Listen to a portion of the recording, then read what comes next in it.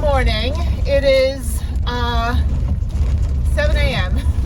So I am driving an hour and 15 minutes to the VA hospital. I have a really big day today, but if you notice, I'm in the van. I am in a very working, fixed van, maybe. I don't know, there might be more problems. Had a bit of a day yesterday, dropped the bike off to go get a new chain, and I ended up needing a new derailleur. So that's been fixed. And then there was a like screeching noise, and I'll put the video of that.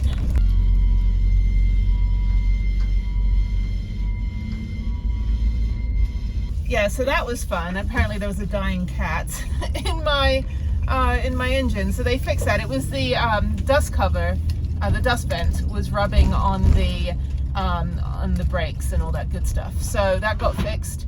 And then I guess like while they were testing that, maybe they slammed the brakes on really hard because the new upper cabinet, which you can't see, it's right above me, the new upper cabinet ended up sliding off the bed and hitting my power bank and dented it, and it was almost a total loss. And of course Amazon doesn't sell it anymore, so I had a minor, like, you know, upsetness yesterday. I was like, what the hell, no more things breaking, please. Like, I cannot handle anything else breaking. But we managed to like push out the dents, and then because the door wouldn't go in, so we managed to put the door back in. Anyway, so yeah, so I got to go to the VA today. I've got my physical, I've got to drop off my poop sample. So I pooped in a bucket, so I've got to drop that off as well. Got to drop off some paperwork, go to my appointment at 9, and then after that I need to take the van to get an oil change and a coolant flush, so that'll be fun. And then after that I need to go get the tire pressure sensors fixed, and then hopefully sell my roller skates, which are one size too big, so I can't really skate in them. They're like clown shoes. So somebody wants to buy my roller skates, which I've never used because they're too big. And then probably going to run around Albuquerque for a little bit and get some more things for the van. So just get some more knickknacks and bits and pieces and all that good stuff. So yeah, so I'm back.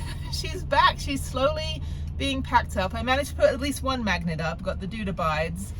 Let me see if I can pull that down to show you. The dude.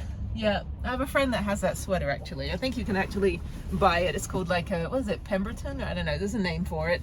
I'll put it on the screen what it is. Anyway, so yeah, so I'm all dressed up and really just ready for this. My hair's getting long. I want long hair again. My hair grows really quickly. It's just I stupidly dyed it blonde a couple years ago and it destroyed it. So now it's like getting back to normal. So yay for me. So, and then of course it all falls out during menopause. So screw you, hormones. I miss my pregnancy hair, but anyway, I don't miss like necessarily being pregnant. Like that was, you know, a long time. It was like I think it was like 8 months, and the last month lasts about 3,860 days. So it's a long time. But then everybody went from asking me when am I due to how many, because I was huge, but a lot of it had to do with my kidneys and stuff. So yeah, it was a planet. It had my own gravitational force. But anyway, so yeah, so I've got to drive just straight down, literally. I know exactly how to get there, but there's construction as always. But it'll be an easy drive, just straight downhill, and maybe I'll take the scenic road back. And then yeah, oh, and then I've got to, yeah, just kind of do a few little things for the van, just a little maintenance, check the fluids. The coolant flush will make it sound amazing, so do coolant flush definitely. And then yeah, just kind of get her back to getting ready to go on the road. So I filled up yesterday $40, and I'm not even half a tank, you know. It's like that guy on Last Week Tonight with John Oliver. This they had a clip from someone's TikTok, and he's like, dude, I just got my license, and I know what all you mother effers were saying.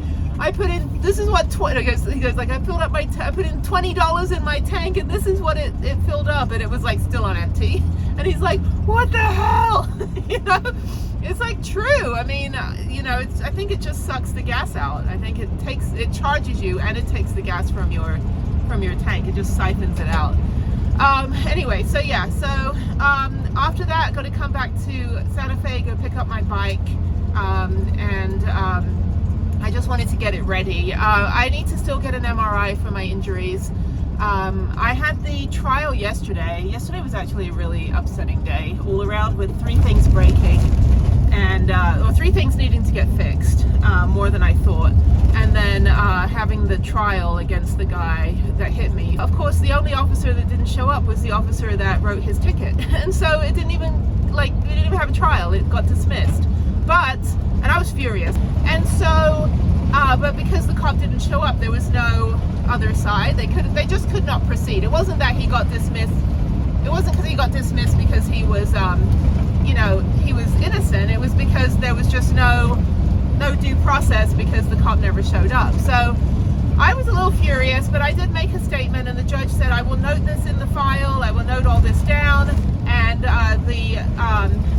the police officer has a right to resubmit this case for January before July. So then I left multiple messages with the Albuquerque Police Department to let them know that, hey, by the way, I need you to refile because you need to enforce the law for my crash, because I'm deemed 0% at fault. Like, it wasn't like wrong place, wrong time. It was like I was fully had the right of way, third of 3 cars, and apparently, like, street racing and running red lights and playing chicken with the light is like a thing here. Like, people do it all the time, but it doesn't mean it's okay. He could have killed me. He could kill somebody else. Anybody could kill somebody doing that. So I was really upset because, but it was just funny because I think he was surprised I showed up. I'm like, I'm not letting this go. Like, you smashed in my neck. Like, I've been out of commission for almost 3 months now in extreme pain because you smashed in my neck and because you destroyed my house. I mean, you know, I'm fortunate that it was fixable, but it doesn't mean it's okay. Like, there's a difference. You have to understand. You can compartmentalize things. It's fixed, yes. Does that forgive everybody and make it okay? No. There still has to be justice. There still has to be consequences, because I've lost too many friends to traffic accidents. I lost Jeff to motorcycle crash, and in 2019 he got hit head on by someone that jumped the lane. Perfectly coherent, not drunk, no medical emergency, nothing, no drugs, just jumped the lane because they were impatient and slammed into him at 70 miles an hour and almost killed him. And that kind of set him up for the second crash that did end up, you know, that ended up killing him. So I have no tolerance for that. I've lost so many friends from high school, college, my life, that were killed that were killed in motorcycle crashes. People are beeping at me. I'm in a construction zone and I'm driving a brick. So she feels good though. She feels really good. I'm still like, I have no trust in my vehicle though. I'm still anticipating that it's gonna like break again. Like, that, it's a really horrible feeling because I've had so much trust in her for like so long. And then when this happened, I'm like, okay, it's kind of like thrown me for a loop, as they say. I don't know why they say that. But anyway, beautiful day though. Tons of construction happening. You know, why can't they do this at night? No, I'm just kidding. They do that in Vegas. They work at night because it is so hot during the day. But yeah, so I've got about 55 minutes to go. When I get back after getting my bike today, I'm just going to spend the rest of the afternoon finishing packing up the van. I took so much stuff home, I really don't have a lot of stuff to put back in the van. And I've got 4 canvas totes of clothes, t-shirts in one, leggings in another, long sleeve tops and miscellaneous that are still in my friend's house because that's what I'm using on a daily basis. But what I'll probably do is put all that back in the van anyway, and then just take out what I need, like pack a little suitcase, right, like to go like 10 feet to the house. Yeah, so then I'm gonna go on a small trip next week. I'm gonna get out of Santa Fe and just go out to the mountains for a little bit and just go spend a few days out there. So I probably need to go to Trader Joe's this weekend and get provisions. I've got this other car fridge that I need to figure out a solution for that, because right now it could go on the front seat and I have a wedge to make it level, because the thing about these car fridges and any like RV fridge is that it has oil in it. It has some sort of oil or solution that if you have it lopsided, it's not going to work. And so a lot of people buy these car fridges, put them on their front seat, they're lopsided, and then they conk out and they go, oh, you know, don't buy this, it doesn't work. And I'm like, okay, but you've got to get one of those like pregnancy wedges to make it level. So I bought a pack of 2 off Amazon that will make the make it level enough for me to put the car fridge on the front seat here, and also in my car, because I do use it when I go home in my car. So I don't know, I've got to figure out what to do with that, because I really want to use it because it's bigger and it doesn't use that much power. I still like the little fridge for like aesthetics, and it is a good fridge, but I do like the fact that I now have a freezer as well as a fridge. I mean, the Bouge RV fridge can also be a freezer. It can be, you know, it can get pretty cold. So, and it's also a larger capacity. I can fit like twice as much food in there, but it does have to be plugged in all the time. So not like my RV fridge here that is a two-way fridge. It's 12 volt and it's 110 volt. That one can be unplugged for a few hours and still remain cold. The Bouge RV one tends to warm up pretty quickly. So I just have to figure out power solution. I've got 3 power banks. I've got 4,000 watts of power on the 3 power banks. So I've got 2,000, 1,000, and 1,000. So no, 2,000, 1,100, and 1,000. So 4,100 watts of power. So that should be fine. And then I've got the 3 solar panels. And yeah, so then I also have to go up there and put the extra putty around the brackets to protect it from the rain, even though luckily it doesn't rain out here and it's not humid, nothing gets rusty. So it's been nice to have, it's good to be stuck here where things aren't going to get ruined by the elements by being stuck. And then I did the deep clean already, so that's fine. I'll probably vacuum again. And then I just have to put all the magnets back on the cabinet, so that's going to take a while. I took pictures of everything so I could remember where everything needs to go. The rail runner train's going to come by in a minute. You'll see it right here. There it is. There it is. There's a train back there. That's fun to take. If you ever are in Albuquerque and you want to go to Santa Fe for the day, it drops you right off in the plaza. You can walk around, go to the museums, and yeah, get around pretty easily, and then take the train back to Albuquerque. Also, if you're leaving for the airport in like the midday, like afternoon, you can also take it down to the airport station and then take an Uber to the airport. So yeah, it sucks if you have like a 5 a.m. flight, because what I had to do was I left at 9 a.m. but I had to get a hotel the night before, which I'm glad I did. Otherwise, I'd have an hour drive to get down to Albuquerque. I had to get up at like 3 a.m. and do a whole day of flying and be social. So anywho, yeah, so just gonna get my whole body checked out today. They did blood work. I pooped in a vial of whatever. I hope I put enough in there. I don't want to have to do that again. And then what else? Yeah, they never asked for a stool sample. They only asked for a urine sample. But I did all my blood work already. I kind of looked at a little bit of it and kind of Googled some things. Nothing that I didn't know. Just the usual layout of the land for me. So we'll just talk about treatments and stuff. And then, because I have like deathly low iron and I have deathly low sodium, and that just has to do with just the way my body is. Yeah, just talk about like, you know, long-term plans and things. I'm going to try to get an MRI for my neck because I still can't move it all the way around. And then just see where my community care is. I still haven't had any physical therapy or chiropractic or anything for the crash. I've just been in immense pain.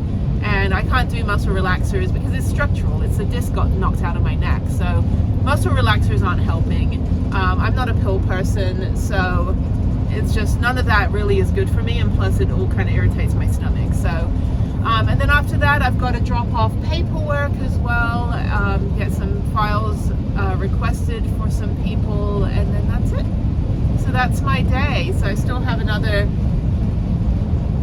55 minutes to go. My friend that I'm staying with does this every day for work. He works down in Kirtland Air Force Base, and it's a 70-mile like one way, so it's 140 miles round trip.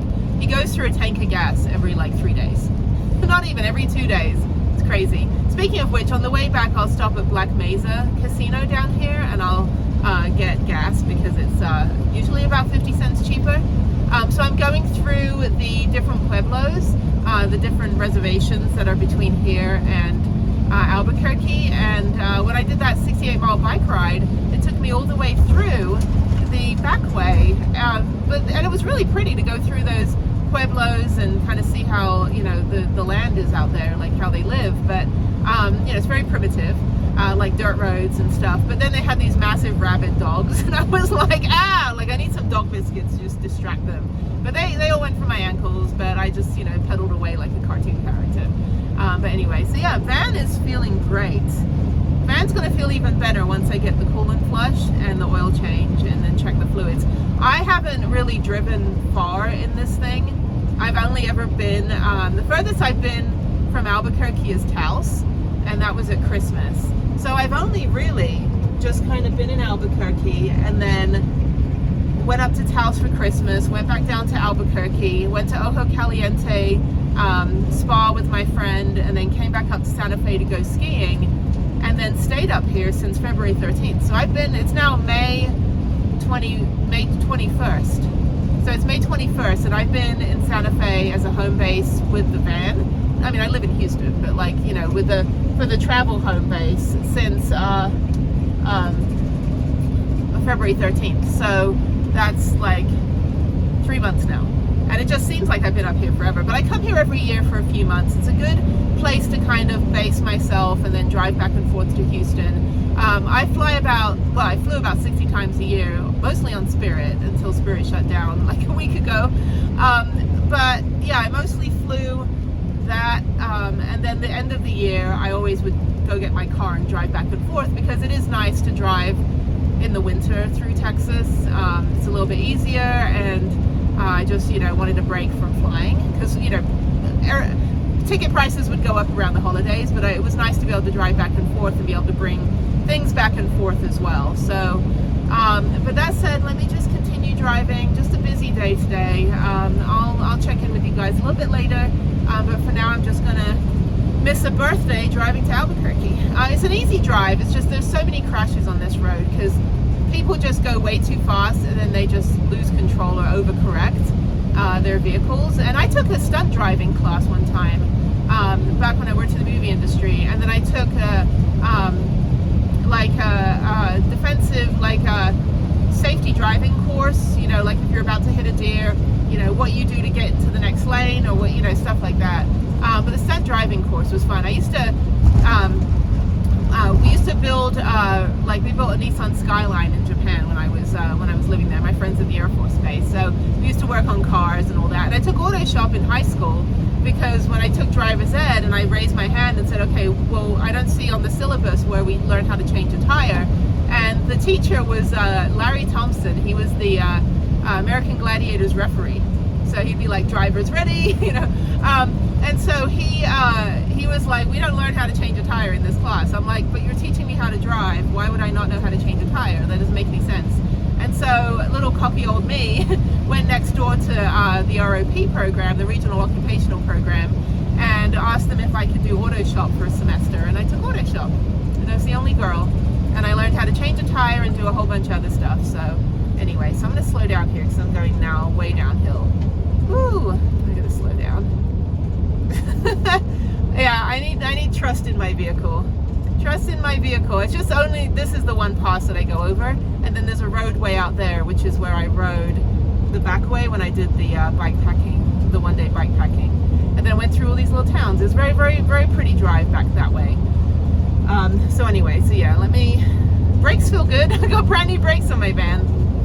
So yeah, I just want to make sure. It's very, very windy out here right now, so I don't want to be like pushed over into, you know, sideways traffic. So yeah, so just going down here, down the pass.